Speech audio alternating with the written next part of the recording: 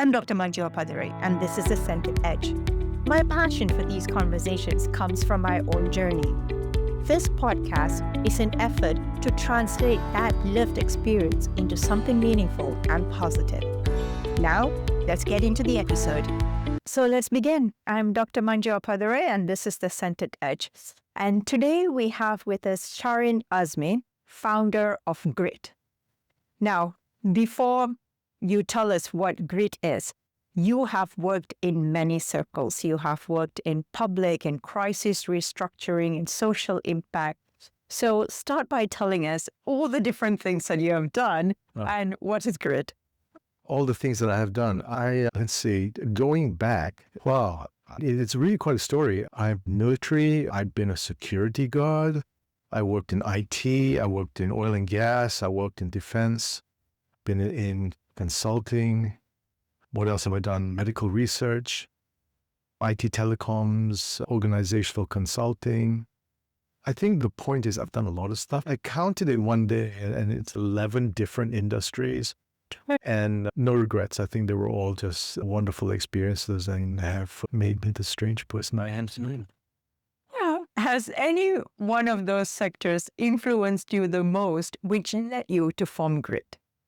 Yeah, I think essentially the big thing today is like career planning. Let's see what you really want to do, see what you're suited for, find a good fit.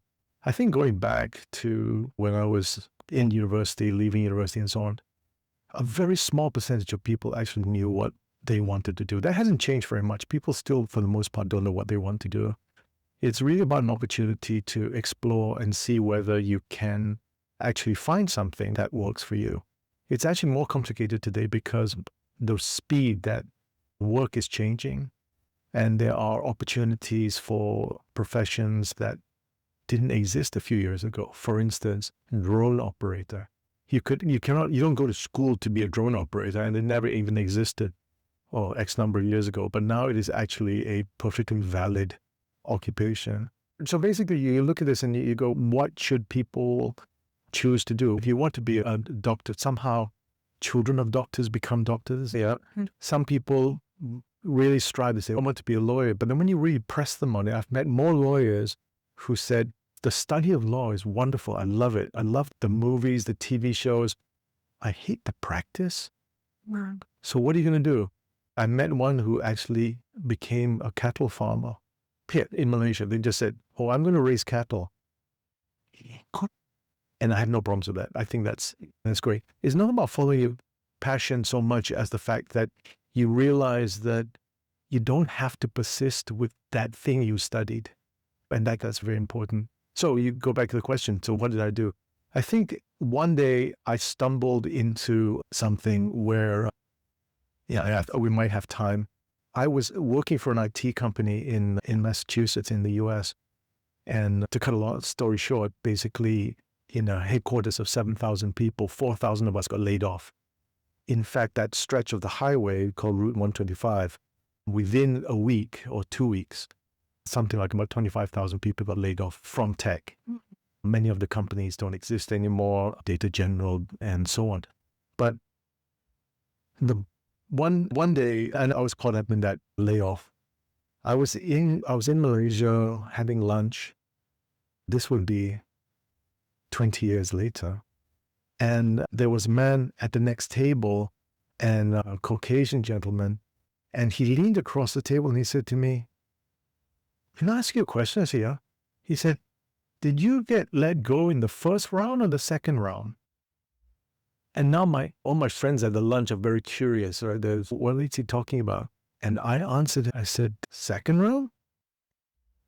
And now my friends are really interested. And I said, why are you asking this? He said, because I was walking around from desk to desk, putting the letters down for laying off people. He didn't know me. He said, I knew only one Malaysian from the company at the time, and his name was Shahryn. And he said, I was just taking a guess. I heard what they called you. We are in Malaysia, so I just wanted to see. Because if you were not that person, you couldn't answer the question. He made me head of, she was regional director for a organizational consulting firm, and he was looking for a country manager. And this was 25 years ago. And I took the job. He offered me the job. I took the job. And I found that actually I landed where I wanted it to be, was really working with organizations. I don't want to call it helping people. That sounds a bit like a fireman. But it was the opportunity to be able to work with people in a professional environment in an organization and make sure that they're okay. It sounds a bit very HR, which I suppose if it has to do with people, maybe a little bit.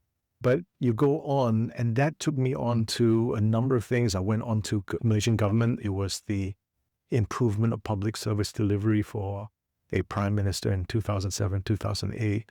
And we have Malaysia managed to get wonderful things like 4-hour passports and great things like that coming from that.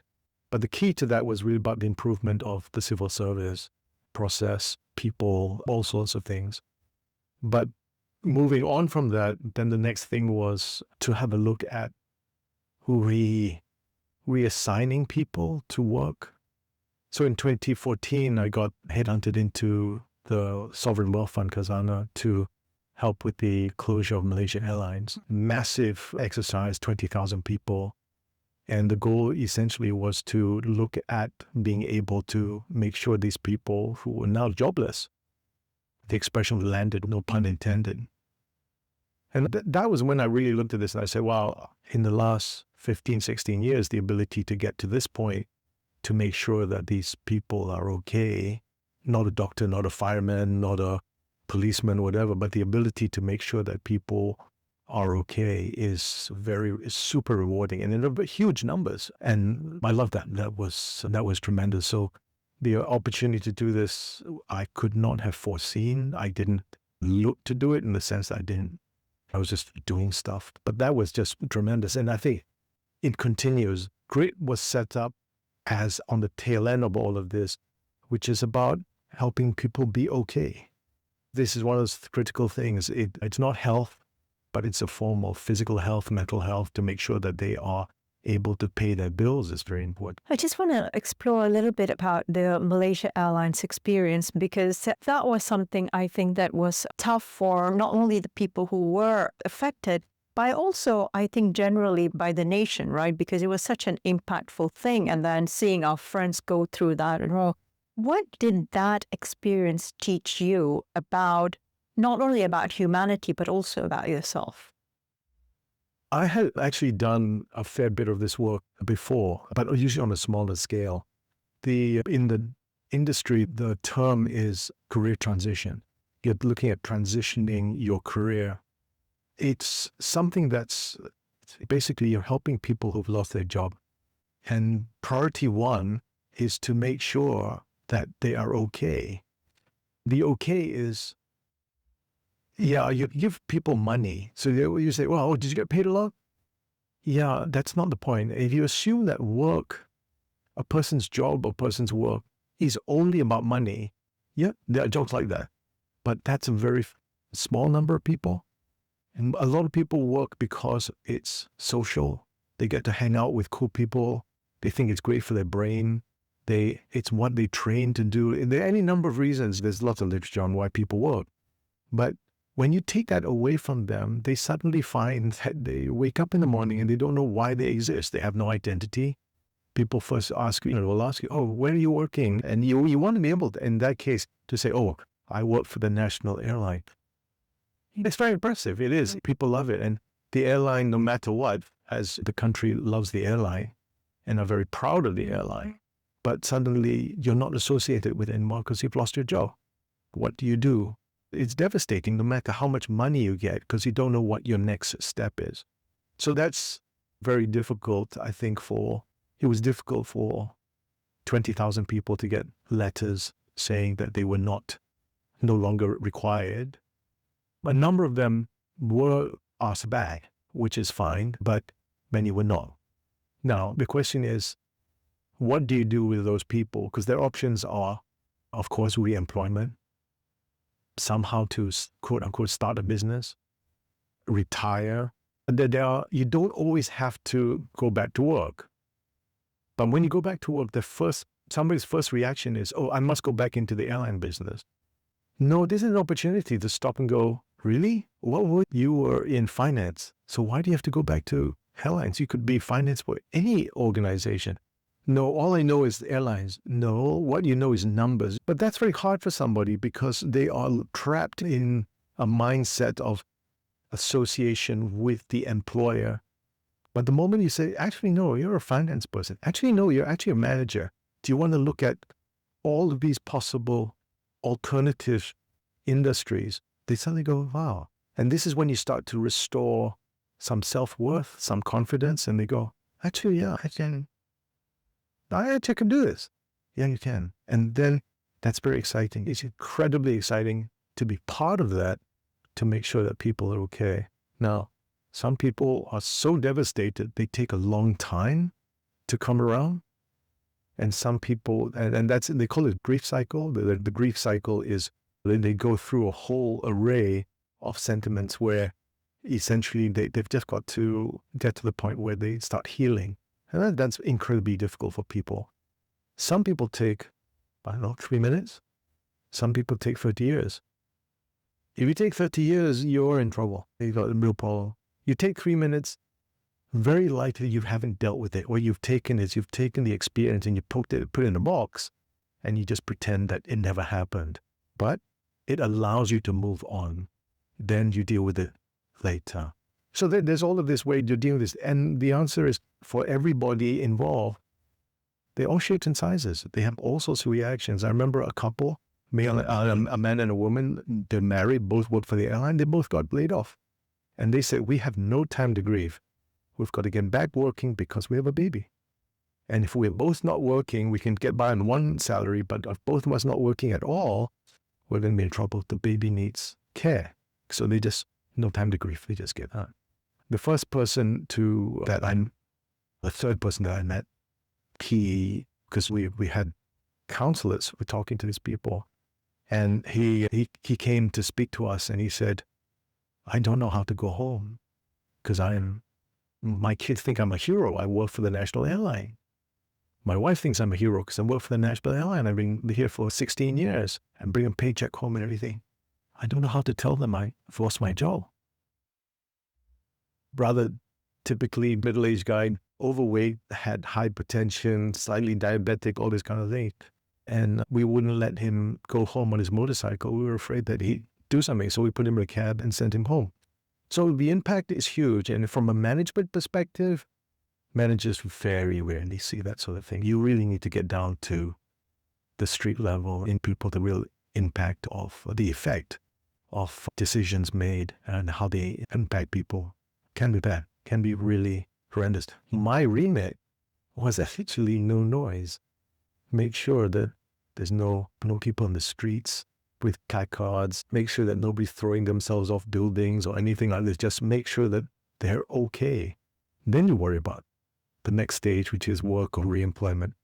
So you just got to make sure that's that part of it. I'm not a psychologist, but there is a body of knowledge that deals with grief.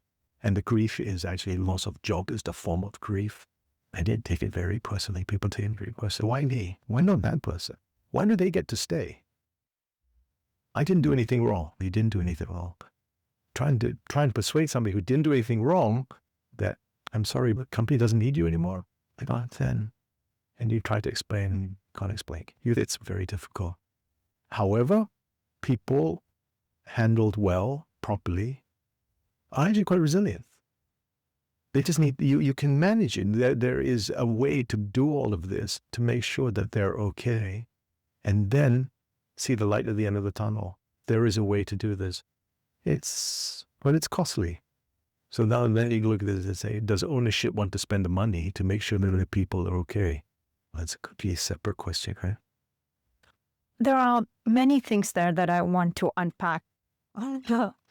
Let's start with how does one prepare themselves to the eventuality that they can be let go anytime? How does one prepare for that? Not only financially, because financially, I know they say 6 months saving and whatever not, that you can easily find out. But from your experience, how does one prepare emotionally? How does one prepare socially? What are the things that we always need to keep in our bank And I don't mean financial bank, but something that we need to be able to reach to in case this happens?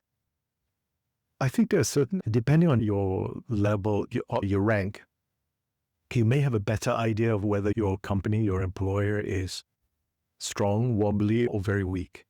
If they're very weak, then be ready for something bad to happen. The reality is that if you are going to work longer than X number of years, there's a very high chance that you will, and somewhere in your life, get let go. Yeah, and we assume that you haven't done anything wrong, but something will happen. I'm not necessarily very proud of it, but I've been let go 5 times. I've had 2 industry, I wouldn't say collapses, but technology dived, lost my job, but so did thousands of other people. Oil and gas, price of oil crashed, lost my job, but so did thousands of other people. And I was in Houston at the time, and it destroyed the city of Houston. It doesn't look like what it used to anymore. It's completely different. And then mergers and acquisitions, company A buys company B, you've got to survive that. And you look at this, and its easiest thing is what consultants come around and say, there's too many people after this. We don't need these people. We don't need these people. But these are real life people. So that happens as well. And there's no way you can anticipate that happening. It just happens. And at a very high level, that people get cut as well, because you're going to have 2 CEOs, 2 CFOs, 2 everything, and one's got to go. They usually will not want to stay, but usually go. So there's that. And then most recently, I will say my most recent let go was because a new prime minister became head of Khazanah in 2018 and decided that what we were doing, which was helping people who had been laid off, was not the business of Khazanah. So shut us down. I'm not a political appointee, but neither were my staff, but we all know it. So you look at all of this, and the point of all of that is you can't necessarily anticipate that's going to happen, but it's a bit like insurance. I guess your insurance salesman comes to you and says, it's not that you're going to get hit by a bus, but you might. And if you get hit by a bus, then you should have this insurance. Yeah. So you need to take care of yourself.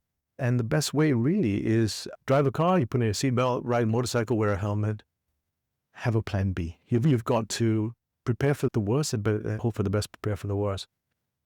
A lot of people now, I would probably say, are always curious. They're always looking out. They're always saying, if I didn't do this, what could I do? Because there's so many things you could do. If you are Indonesian, as they say, every Indonesian has a second job because they never get paid enough. So they all have a side hustle or a full-on second job. Some people just simply say, I do my job because it pays the bills, but what I really love to do is bake. And then when they lose their job, they become bakers and they find that this is their thing. So there's all these things. So the people come by and they sell you investment deals, unit trusts, all this kind of stuff.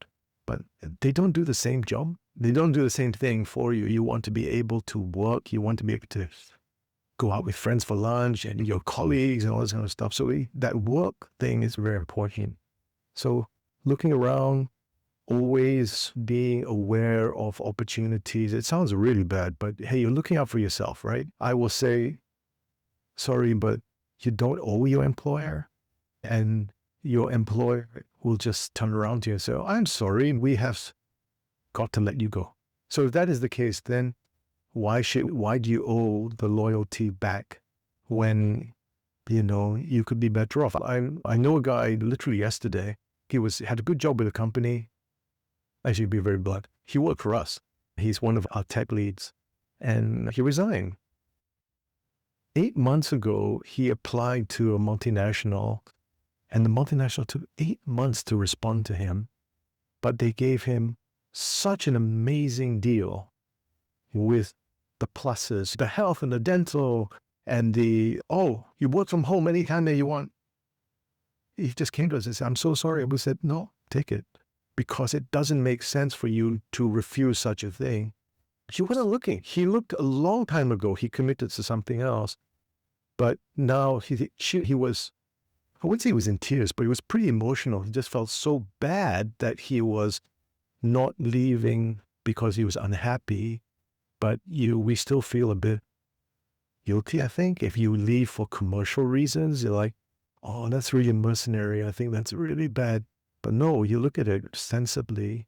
His commute now is possibly non-existent if he works entirely from home. He has no commute. He doesn't need to come into work. He works from home. All the extras, the health is not for him. The health plan is for his whole family, him and his kids. Hey, take it. Sorry, but that's really a deal you cannot refuse.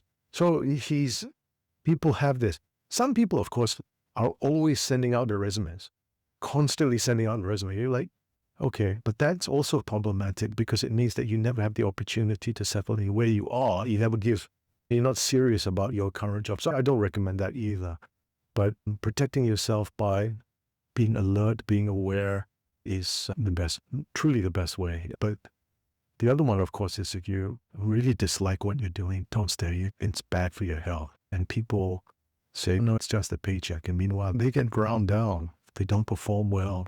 If they try to move somewhere, they don't have a good report from their current employers. No good. You have that ability to not be there. Take advantage of that. Leave. And we're not very good with that. I think a lot of people say, no, I thank God I have a job. I understand, but prepare for something else. Even in my work coaching leaders, I often tell them to have this plan B, but it's something that they overlook often. And when it comes to them not liking the work, they haven't then made this plan B. So then you have to suffer through the job because of this. So I think the plan B that you mentioned helps for both, helps those who've been let go, but also helps those who want to on their own accord to transition. If you've been let go, it's not plan B anymore. It's going to be your plan A because it moves up to the forefront. Yeah. For very senior people, if you say you're coaching them, if they're from very senior people, actually, it's about networking and about visibility. If people don't know, this is the classic, the sort of Buddhist question, if a tree falls in the forest, is no one that's around to hear it? Is there a sound? And the answer is, if nobody's around, there's no sound in this environment. So people need to know you exist. And the only way you need to exist is that thing, which is network, be visible, appear in podcasts. No, seriously, because if people don't know you exist, they cannot reach out to you. And that's very challenging. I knew the marketing director of a beer company, and he was an introvert.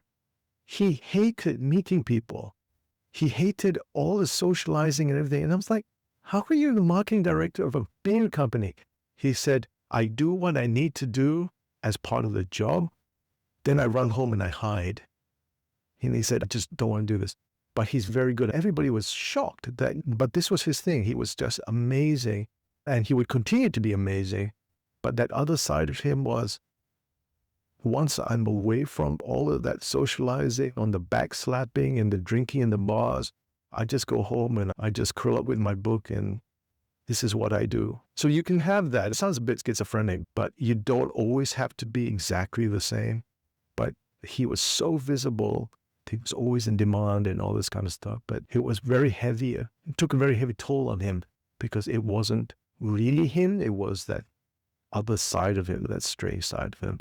Quite remarkable. It's the most remarkable story I know because it was literally 180 degrees what he was really like. Yeah. But he was good at it and he was well paid and didn't want what to do. Okay, so that's from the employee end. Now I want to ask you from the employer's end. In the case of any layoff, of course, it's a top-down thing where leaders have to make that tough decision. What impact does it have on the leaders themselves when they are put on the spot? It's either you let people go or it's going to be you on the chopping block. What sort of dilemma does that put a leader into? I've done a lot of this kind of work and I have seen the whole range. I have seen leaders who have been absolutely, I don't exaggerate, they've been crippled by the decision that they have to let people go. They're just devastated, horrible impact on them. They just don't know how they do it. And then find that they almost need to go and see a therapist afterwards because it's a form of trauma, right? They had to do it, they didn't want to do it, and their regret is very high. Those people usually invest in the means to make sure that people are okay. They ask after them and everything else. They have those that know that the correct thing to do is to feel bad, but they're not very convincing when they feel, oh, sorry lah. Oh, but you just can tell they're horrible actors and they flat don't care. Those people, I don't want to say I'm the majority, but I've actually met more of those. They very often think, here, I'm going to poke the bear and say this. I believe they think that when they look at the people who are on the go list as opposed to the remain stay list, they look at themselves and they say, if I was that age, in that position, in that job, whatever, I wouldn't have been selected. I would have been put onto the stay list. So something wrong with this person. Not me. I wouldn't be okay. And that is, I find that quite distasteful, really. They're quite, yes, they're judgmental, but what they're saying is arrogance. It's just arrogance. I were you, I would never have been let go because I'm smart, I'm special, I'm hardworking, all this kind of stuff. And for me, I think those are the first people who should go because they're actually not very good for the organization. But hey, very often they do for some reason or other remain.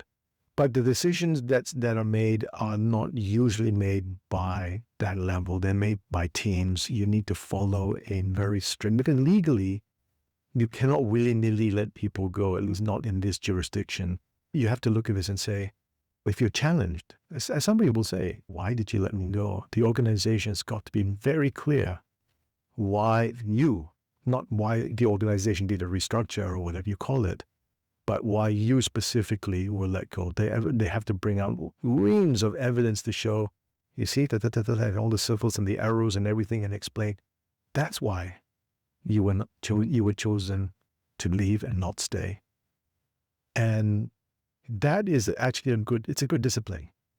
It's a good discipline because if you're really going to do a reorganization, the organization the next morning should look different to the one last night. That's why you're doing it. Even if you're reducing numbers, it's still a different organization because you have fewer people.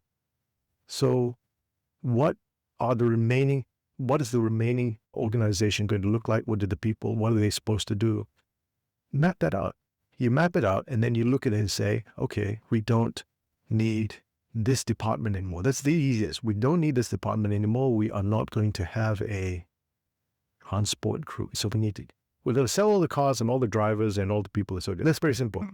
But when you say we're going to drill it down to a fewer number of people, then how do you decide who stays and who goes? And you decide that by looking at the roles of each individual who will fill that slot, and then look for the best person to fill that slot. So the person who fills that slot will be filling the slot in the new organization. It's not the easiest is to say, oh, they need certain qualifications, maybe certain period of service or some capability. This person has it, this person doesn't. So the person who does it is not bad. They are just not the right fit for the new organization. That's not just consultant speak. That's really the case. But that person is not a bad worker. They should be okay. But you do not be by hand for them to move on. But they need to know that they themselves didn't make the qualification list, but not because they're not good. Big difference. They say, I must be bad because you let me go. What we need for this position now is somebody who can, I don't know, code. And sorry, you can't code, but this person can code, so we're going to take that person. Oh, okay. But if you learn to code, you still be behind in terms of your experience compared to this person. But if you learn to code, you may be useful to another organization. There are any number of ways, but it needs to be a discipline. When it's not disciplined, if it's not a disciplined restructure, you can be open to a lot of legal dramas because somebody in there will say, I'm going to go to court and sue you for this dismissal. And then you're in the situation of having to explain to a court why that person was released. And if that person wins, then you could an avalanche of additionals. Yeah. So the discipline is very critical. Understands. This podcast is supported by Work, More than just a co-working space, it's an ecosystem built for human connection. So whether you're established or you're a startup, find room to grow at work. As a psychologist, I want to come back to the trauma part of it and also the part where you talked about passion. But before that, I think more importantly, I want to ask what prevents Malaysians from accessing opportunities to improve themselves, or where the question comes, why me? Why am I being let go? So what was the barrier that didn't allow them to access self-improvement? Malaysians are very extremely privileged people, extremely super privileged. When we have a moment of financial difficulty, the government comes and cuts your petrol price. When you have a little bit of, oh, I don't know if this is going to work. Okay, take some money, go and buy some rice. So there's always, the cavalry is always coming. The cavalry is always coming. Not 24/7, but somewhere. And it builds up a mentality that I'll always be okay. And that's really dangerous. It's really dangerous. And if you look around the whole country, you'll find that actually it's not true. There are a lot of people who are really struggling, really having a hard time of it, and you just cannot give them enough handouts. Where the problem comes with them is that they try to get by, and for any number of reasons, it's extremely difficult. So what holds people back? One, the fact that the belief that the cavalry is always coming. So get off that horse and say, okay, you're not going to get the help. The other one is to look at this and say, but it's a psychological thing where many people who are in a situation of having lost their job, and this is very archaic in the sense that, but I didn't do anything wrong, okay? But this is what I want to do. This is what I know how to do. They're very singular. Those people have a tendency to, in Malay, say budak baik, which is basically good boys, or good boys, good girls. In class, they sit in the front. Their hair is always nicely done, and they always sit up straight, okay? They never make noise or whatever. They're really horrible employees, actually. And the reason is because they are so by the book that they are not very good for the organization or by themselves. Companies more and more now buy the monkeys at the back of the class who are hanging from the end. They're always very difficult and so on because they're really they're different. So you look at those kinds of people. Those kinds of people will always be okay. So you don't worry about those guys in the back. I'm worried about the people in the front who say, but I've always done it the right way. I always stop at the traffic light and then we'll go over this thing. Those people have problems because they don't push boundaries. They don't look at they don't easily change gears. And then that's very challenging, I think, for them. We need to be able to get people where, I'm not saying that nothing is sacred, that's wrong. What I'm saying is that you always look at everything and say, why does it have to always be the same? It doesn't. Why don't I just go and do this? You get this now, I'll go and do this for a while, it's all right. But then you settle into a sort of level of comfort, and then you find that you don't really want to change companies, all this kind of stuff, which is okay. But you get so comfortable that you can get ambushed and find that you've done yourself a disservice because you haven't looked around. It's not even about plan B. It's just simply not being alert to possibilities and opportunities. You get in and you do your work, but you don't see what's happening with the industry. You don't see what's happening with the economy. You don't see what's happening in the world. And you talk about it maybe over a cup of coffee, but you're not serious about it. So you always have to be not hyper alert, but you do have to be alert and be aware of what's going on. There are lots of opportunities, whether the government gives it or private gives it, in terms of development. I hate the word training. I really do. As they say, you can only train dogs and monkeys. For humans, people you have to develop, right? So you have to do this. So people love this because there are trainers who will train you, or they take you away to the beach for a weekend and they do all sorts of team stuff and so on.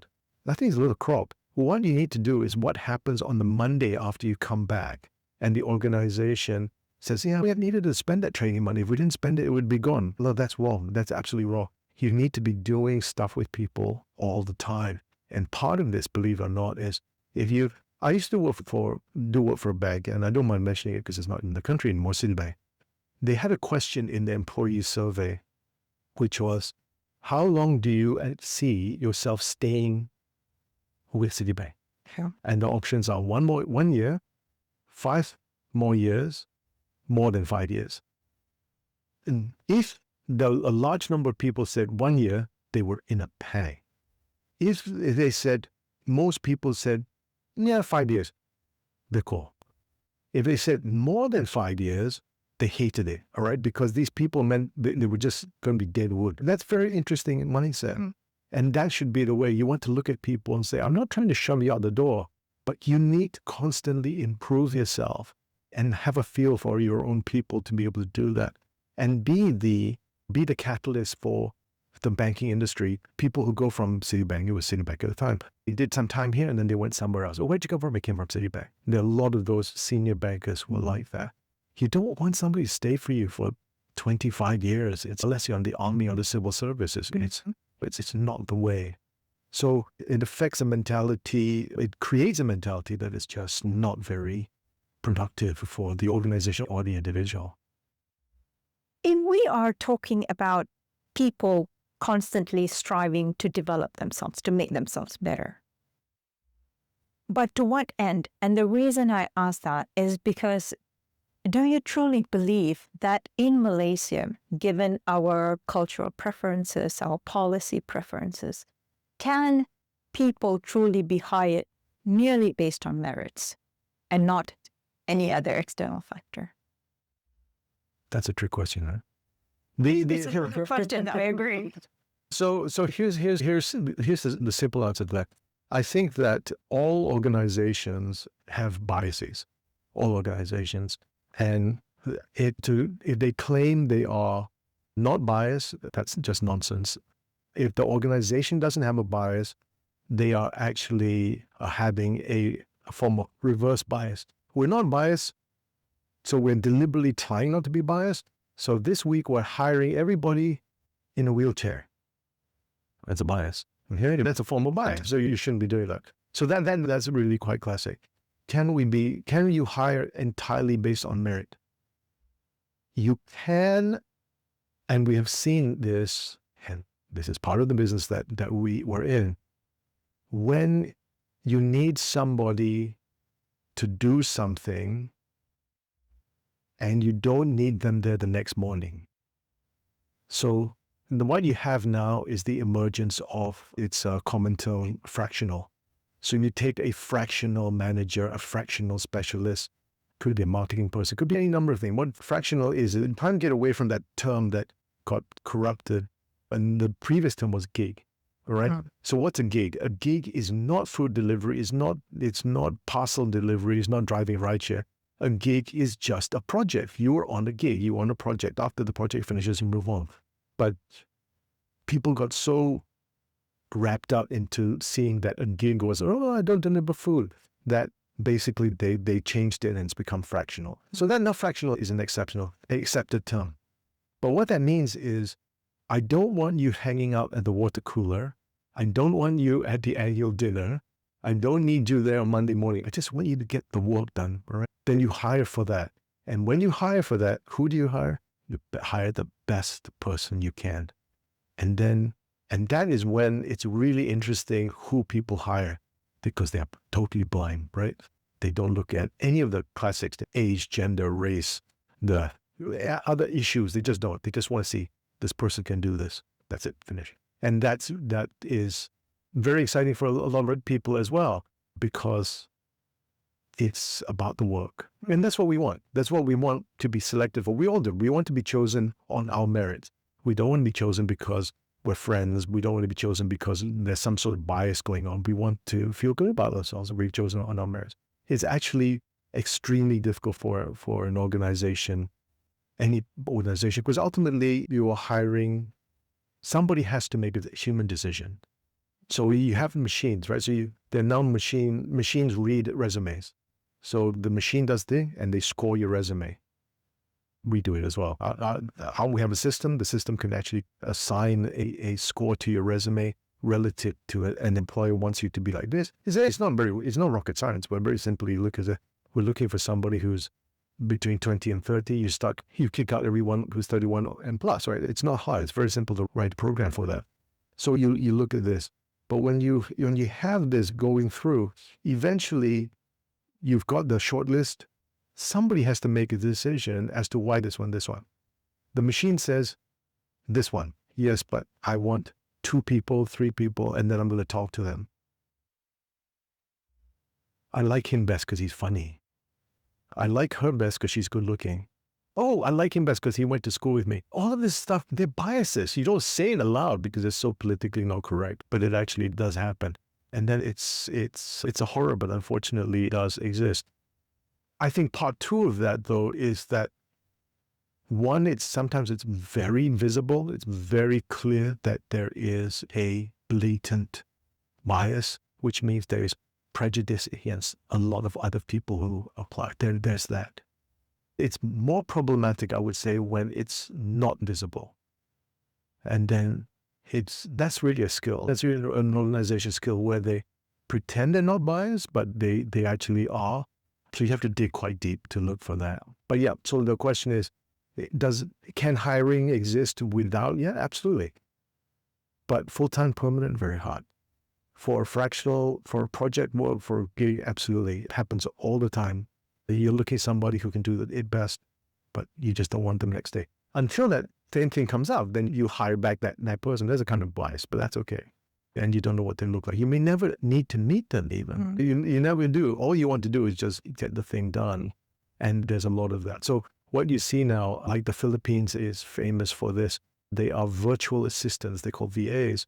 And the virtual assistant, you never even, okay, maybe you might get, and you're usually female. There's not a sexist stage, just they usually are females. But you might have a video call with them. They might do odds and ends, but they're in a completely different country. You hire them, but that's a little bit different because you're going to have some personal interaction. You need them to be personable. You need them to get on with you and so on. But classic is graphic work. You know, I need a new logo. I don't care who did it. I need some copy written. I need a speech written. You don't care who writes it. You just get somebody who can do that. So that is pure merit. The direction of the world, which is, I'll anticipate a question of this, which is that I believe more and more work will go gig. More and more work will be short term, will be on contract. And so then all the if you can add somebody who stays longer than 5 years, be pretty miraculous. Not because they necessarily want to go, but because you don't want them to stay. But what that does then is, if everybody goes to short term, the movement will be so great that you almost have no choice except to hire on merit. And then it's very exciting, but there'll be casualties along the way. Okay, I have a help me question. What if you have and there are many people like this, so we need to figure out a way to help these people. They have the merits, right?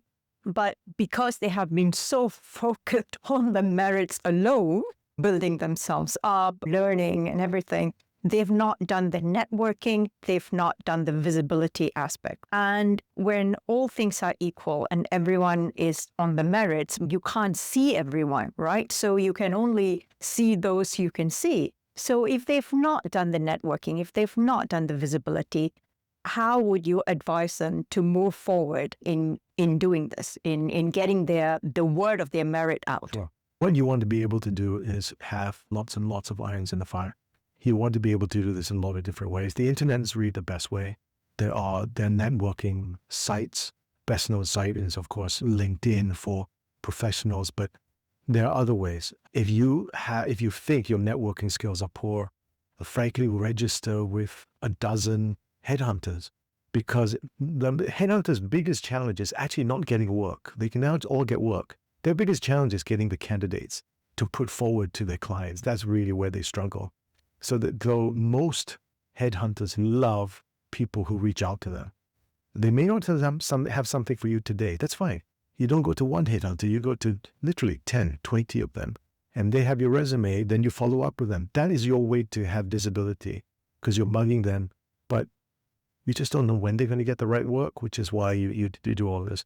And then you have sites Gritt, like ours, when basically you are always trying to look for opportunity and you do this stuff. The theory here also is about the need to put a little bit of extra money in your pocket, not just simply to develop your skills, but to say mad money. right? It's now December, so you look at this and go, oh, if we had a little bit of extra money, we could have all flown first class. Okay, you can do that. But in order to do that, you've got to have that income. You don't want to do something which is going to breach confidentiality with your employer or whatever, so you do something from far away. You do something for a client who's based in Australia, based in Thailand, maybe whatever, then they're not here. And you're just doing a piece of work for them and no issue, and you get that money. That actually becomes a line in your resume. That becomes a form of visibility because you can now use it and you drop it in the conversation. Oh, I was doing something for these people in Australia. Oh, really? What were you doing? And then that becomes your thing.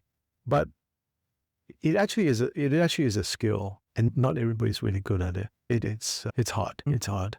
Talking about yourself, you might think people like to talk about themselves, but actually some people are quite reluctant to talk about themselves. They're like, oh, can we talk about something other reason? Don't feel comfortable talking about it. So you have to really ply the win from them. But then you have the others that come and give you the whole life story in 30 seconds, which is fine because their agenda is different. They're trying to do something else. It's in that regard, it's to be respected. It's absolutely fine. But you find what works for you, and that's the most important. Hopefully that helps people. I do want to ask something which is a little bit out, but I think it's rather connected. When we are talking about, let's say, a country, any country is under scrutiny for, say, forced labor practices, right? In such a country, would democratization of work lead to just simply shifting the responsibilities, shifting the risk to a more vulnerable group of workers? Would that not lead to that? Okay. When I got behind the expression, the democratization of work, my position is, not was, but is, that whoever wants to work should have the opportunity to work. That's what I mean by democratizing work. And whether it's merit or whatever, I believe that the opportunities, plural, are many, and they do exist. I believe the people who can do it are many, and they do exist. What is missing is the ability to connect the two buckets, right? The work and the people. So if you can connect that, that means people can always work. Not necessarily under the terms that they want. I only want to work on Monday nights. Good luck, because this is a job for Tuesday nights. Oh, but I only want to work on weekends. No, this is a week that, but you do this. But eventually, when you sift through the bucket, you'll actually find something that actually works for you. So the whole theory here is that if you want to work, and many people want to work, but unfortunately they're denied the opportunity to do this for a range of reasons. So if you look at this, that's what I was looking to do. Would it create a problem and everything else? I think essentially governments need to look at those as issues. There are governments that they close one eye. Like say, for instance, Egypt, but I guess slammed for this. Egypt has a wonderful carpets industry, but the silk carpets are knotted if you have very small hands. Yeah. But the people with the smallest hands are children. So there are children who are involved knotting carpets in Egypt. Then you go and you say, that's bad, that's child labor. But that kid who's 10 earns more for his family than the two adult parents together. Is that bad? Then you say, let's have a look at this. The way that they get around it, and it's very naughty, but they have what's called a trade school. So this 10-year-old he can read and write. Okay, he can read and write, Egyptian, Arabic, whatever. But he goes to a trade school. And the trade school teaches him a trade. The trade is carpet knotting. Okay? So end of the term or whatever, his project is he's finished this carpet, which they then sell. So it's bad. But as long that child, usually boys actually, they take home a decent wage and they help. Yeah. So you look at this and you say, you're justifying, you're rationalizing, and I am. But in this, it's very hard to argue that barring that child doing this is better for that child's family because they wouldn't otherwise eat. I think I'm a bit of an exaggeration. They would, but not as well. So you have that. So but then there's the forced labor, the really forced labor where people are abused, right? Then there's the abuse and just horrendous. Then there's no excusing that. That is just horrible. There are miners, the sulfur miners in Indonesia. You look at this and say, what the hell? But that's not a regulated business. They are also mining sulfur. The buyer of the sulfur doesn't care where it came from. So those individuals are the independent workers. They are self-employed. So you bring me this, I buy from you. I don't know what you're doing. It's not my problem. But the health issues and they're dangerous and all this kind of stuff.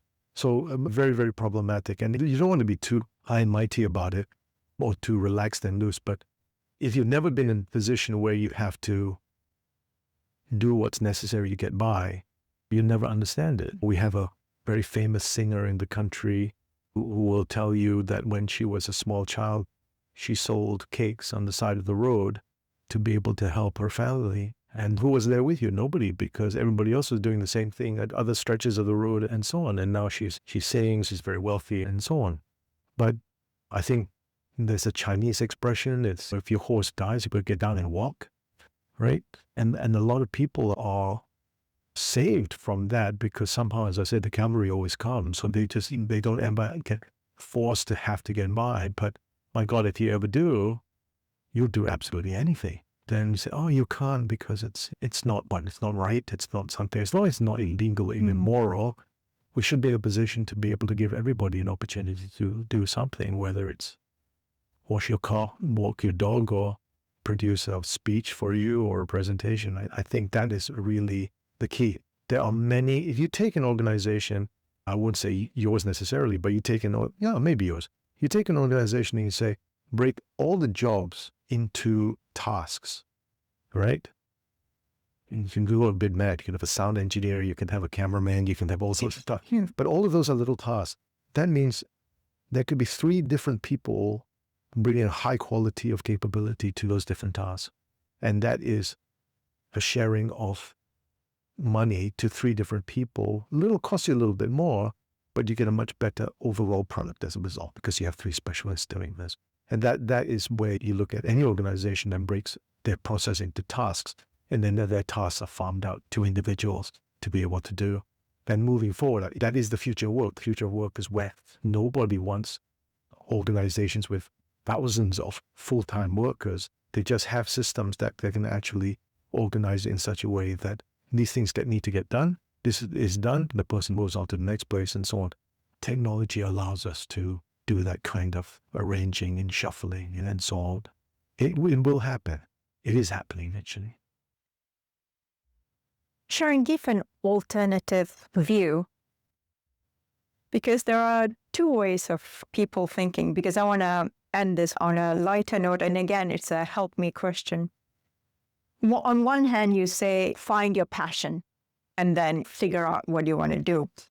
But then people go like, how do I even find my passion? Didn't quite say find passion. Not you, but there's a saying that you go find your passion. And then people would ask me, how would I find my passion? And I'm like, I don't know. How do you find your passion? There's another saying that says, fall in love with what you're doing, and then that will give you the passion. What are people supposed to do? How are people supposed to do what they like doing? I think if you don't have anything that you like, and there are people like that, right? There's nothing that you like. Let's take those people out of it. But I believe everybody has a dream. Everybody has a dream. Everybody wants to be something different. Whether it's realistic or not is a completely separate issue. What I'm doing now is very fulfilling, is very invigorating, because I feel that I'm helping people get employed. It puts money in their pocket and all this kind of stuff. But it's not what I really want to do. What I really want to be doing is I really want to be writing books. Okay? But they're not exclusive issues. I don't have time. I do this other thing. And I hope that one day I will get published but that's fun. But I also know that getting published is really difficult. It's hellish difficult. And making money from it is even worse. So I do this other thing going on. But I'm blessed because it's what I enjoy. I talked about somebody baking. I talked about all these kinds of things. Everybody has something. It's a matter of taking that aspect of it. And you can say, oh, my son only likes video games. Right. So he's a gamer. That's fine. He can either go professional or he can learn to code. He can do any number of things. But there are so many opportunities now where there is real money to be made with this, not necessarily playing it. So say, for instance, I love tennis. Yeah, but you're a terrible player. Yes, I am. But it doesn't mean you can't be involved with the sport, the industry. Yeah. I know somebody who really loves sports and became a commentator. But sports commentating isn't making him enough money, so he's become an MC for events. And then he's become something else because he's now interviewing for news. But his real thing is sports, right? So there are ways that you can peck around the edges and embellish the things that you're doing and still do very well. Just be a little bit more open-minded about it and take advantage of the opportunities. That's really hard, actually. A lot of people, you find that, and somebody just needs to kick them in the ass, basically, and just say, no, you can do this. But it starts very young. It starts very young. It's about giving people opportunity and encouraging kids and everything else. That carries on. And so then when they're much older, they see everything as a possibility. And that's what you need to be able to do. It's not impossible at an older age. It's just harder. Okay, believe it or not, we have drawn to the end, and I just realized I haven't unpacked half the things that I planned to unpack with you. So that only means that I will need to somehow convince you to come on board and get another season. My pleasure. In your role. I want to end by asking you a question that I ask all guests who come on the podcast. If you had one wish to make the planet a better place, what would it be? Oh, wow. Yeah, I think if that was the case, I think the classic is peace on earth and goodwill to all men, right? Could everybody just be nice to everybody? I'll go with that for now, which is that what I'd like everybody to do every day is do one good thing, nice thing for somebody you don't know. Okay. If you're always nice to your family, that's nice, but that's a given, right? That's what you should do.